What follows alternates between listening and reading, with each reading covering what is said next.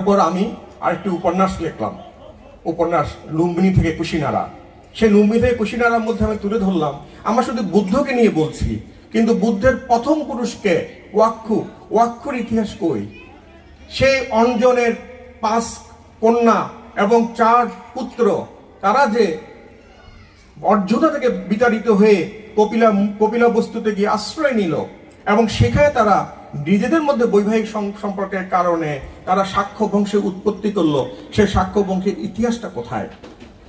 এই ইতিহাস দেখতে দেখতে আমি বুঝলাম, আমার মন্তব্য এটা, যে উপন্যাসের গবেষক হিসাবে আমার মন্তব্য, আমরা যেটা বলি, যদি আমরা বুদ্ধ ধর্মকে বুঝতে চাই, বুদ্ধ বোধিবৃক্ষের তলে বা পিপলস বৃক্ষের তলে বসে এনলাইটেড হয়েছে, সেটা যত না সত্য, তার থেকে আরো বেশি জানতে হবে, আরো বেশি সত্য হচ্ছে সেই সময়ের ওই এলাকার রাজনৈতিক প্রেক্ষাপট, ওই এলাকার মগধ সাম্রাজ্যবাদের উত্থান। সেই সময়ে মগধ রাজ বিম্বিসার উত্থান ঘটছে, লৌহ আবিষ্কার হয়েছে, তার লোহা এবং তামার খনিশে মালিক হলো। মালিক হওয়ার ফলে কি হলো? এই লৌহর কারণে তার সৈন্য সামন্ত শক্তিশালী হলো, তামার কারণে অর্থনৈতিক সমৃদ্ধি আসলো, সে নজর দিল নৌ বাণিজ্যে, চম্পান নগর দখল করলো। মগধ সাম্রাজ্যবাদ যেভাবে বিস্তার লাভ করতে থাকলো, সেইভাবে আরেকটি সাম্রাজ্যবাদ বিম্বিসারের পৃষ্ঠপোষকতায় লাভ করেছে, সেটা হচ্ছে আধ্যাত্মিক সাম্রাজ্যবাদ। সে আধ্যাত্মিক সাম্রাজ্যবাদ দুজনের মাধ্যমে, দুজনকে দিয়ে রাজা বিম্বিসার পৃষ্ঠপোষকতার মাধ্যমে ছড়িয়ে দিয়েছেন, একজন মহাবীর, একজন গৌতম বুদ্ধ। তাহলে সাক্ষ্য সিংহ, সাক্ষ্যমণি, তথাগত গৌতম বুদ্ধের যে বৌদ্ধ ধর্ম প্রচারের পিছনে মগধ সাম্রাজ্যবাদের বিস্তারেরও একটি প্রভাব রয়েছে। অর্থাৎ শুধু অস্ত্র দিয়ে নয়, শান্তির মাধ্যমেও বৌদ্ধ ধর্মকে প্রচার করে দেওয়া। আমরা বলছি বুদ্ধ ধর্ম সংঘ, আমি বলতে চাই ধর্ম সংঘ বুদ্ধ। আমরা বুদ্ধকে দেখি নাই, কিন্তু আমাদের কাছে আছে ধর্ম। যদি ধর্মকে জানতে হয়, আমরা অনেক বিহার করছি, অনেক স্থাপনা করছি, আমার খুব দুঃখ লাগে এই সমৃদ্ধ এই ভারতবর্ষে যে বৌদ্ধ ধর্ম ছিল, একটি গবেষণা কেন্দ্র নাই, একটি সমৃদ্ধ লাইব্রেরি নাই। আমি অনেক বই সংগ্রহ করেছি, খুঁজে বই সংগ্রহ করেছি, কিন্তু আমি একটা লাইব্রেরি পাইনি যে লাইব্রেরিতে বসে আমি এই গবেষণাগুলো করতে পারবো। তাই আপনারা এখানে আছেন, যে লাইব্রেরিটা উদ্বোধন হলো, আমি আশা করব এই শান্তিনিকেতনের মতো জ্ঞানী ভূমিতে এটি একটি সমৃদ্ধ লাইব্রেরি হিসাবে, বৌদ্ধ গবেষণা কেন্দ্র হিসাবে গড়ে উঠবে। সর্বশেষ যেটা বলতে চাই, যদি আমি বই না পড়ি, যদি আমি জ্ঞানই না জানি, যদি আমি ধর্মই না জানি, আমি একবার একটি ভিক্ষুকে প্রশ্ন করলাম, ভান্তে ইতি পিস ভগবা অর্হৎ সম্যক সম্বুদ্ধ বলার কি দরকার? আমার প্রশ্ন, সাধারণ প্রশ্ন, আমি সাধারণ মানুষ। কারণ আমি যদি বলি যে আমি ডক্টরেট, তাহলে আমার বলতে হবে না আমি intermediate, metric, degree, masters, doctorate বলার দরকার নেই তো। সম্যক সম্বুদ্ধ বলতে সবই বলা হয়ে যায়। ইতিপিসেও বলা হয় যে অর্হৎ না হলে তো বুদ্ধ হবে না, তাহলে আমি কেন বলছি? অবাক হবেন, 99.99% বৌদ্ধ ভিক্ষুর কাছে প্রশ্নের উত্তর না।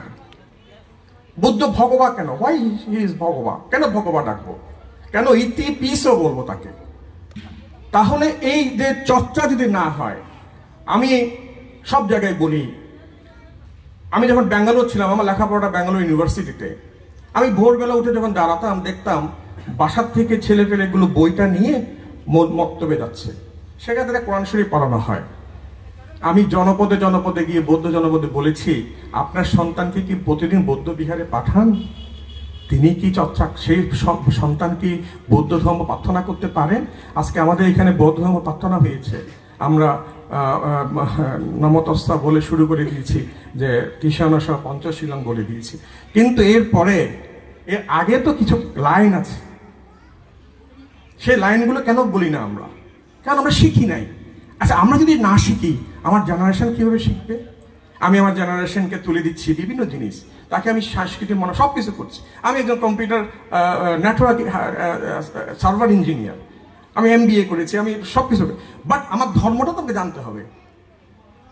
সংসার বা দুঃখা তো মুছতায়া, এটা আমি বলছি না। আমি পঞ্চশীল কেন প্রার্থনা করছি? আমার পঞ্চশীল প্রার্থনার পিছনে তো আমার কিছু কামনা আছে। আমি সংসারের দুঃখ থেকে মুক্তি লাভ করতে চাই, আমি জ্ঞান অর্জন করতে চাই।